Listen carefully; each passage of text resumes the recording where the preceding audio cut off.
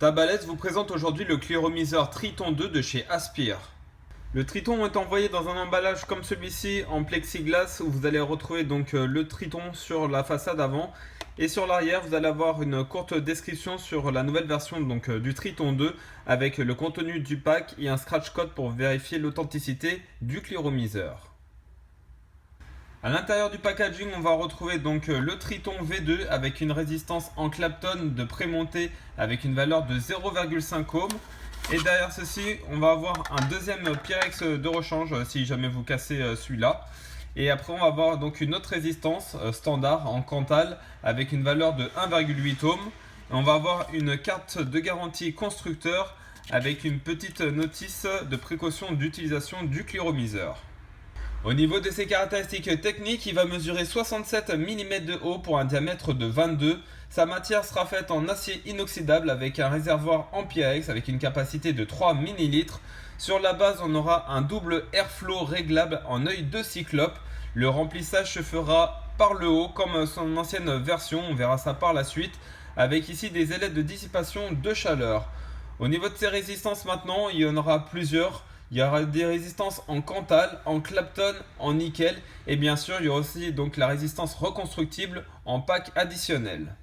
Concernant son design, sur le dessus on va avoir un drip type 510 amovible avec un gros joint d'étanchéité et une large entrée pour pouvoir faire donc des gros clouds, surtout avec la résistance prémontée en Clapton. Ensuite on va avoir un petit adaptateur ici avec des ailettes pour avoir une bonne dissipation de la chaleur pour éviter que votre drip type ne chauffe de trop. Cette partie-là donc va se dévisser pour effectuer le remplissage. On verra donc par la suite comment faire le remplissage. Je vous expliquerai donc les deux positions qu'on aura par la suite. Donc voilà, le remplissage se fera par ici. Donc on vient revisser hop le haut et remettre le drip tip. Comme dit précédemment, on aura deux positions au niveau ici de la bague du top cap. Il y aura la première position avec la goutte noire qui indiquera la position de remplissage.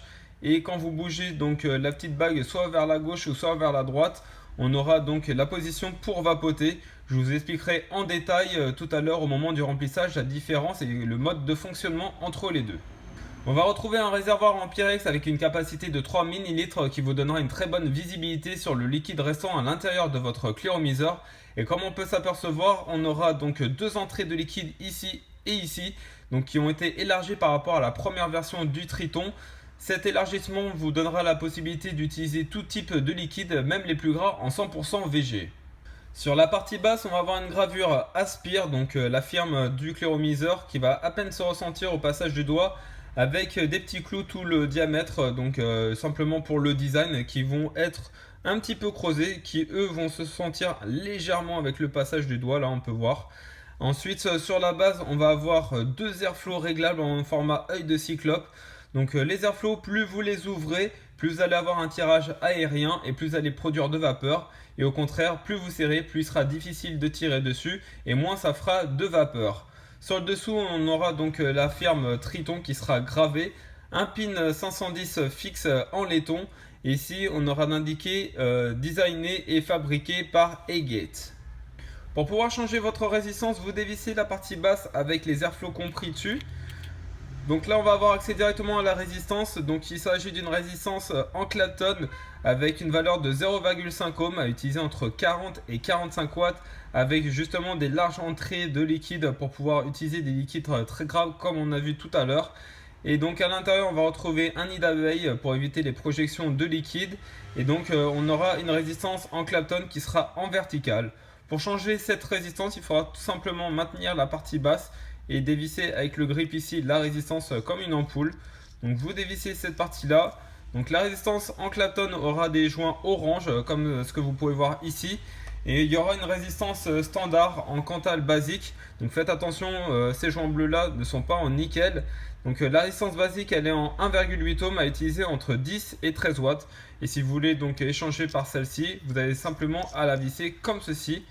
Et une fois que c'est fait, vous revissez le tout à l'intérieur et après on va passer au remplissage du liquide. Pour pouvoir remplir son réservoir de liquide, il faudra dans un premier temps enlever le petit drip tip et après dévisser cette petite partie là. Donc ça peut être un peu dur au début quand les joints sont tout neufs, donc ça va se faire au fur et à mesure du temps. Vous dévissez cette petite partie là et là on va essayer de comprendre le concept. Donc là, on se met sur la position ouvert avec la gouttelette noire.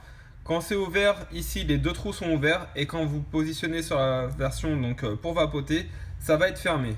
Donc on peut voir ouvert et fermé.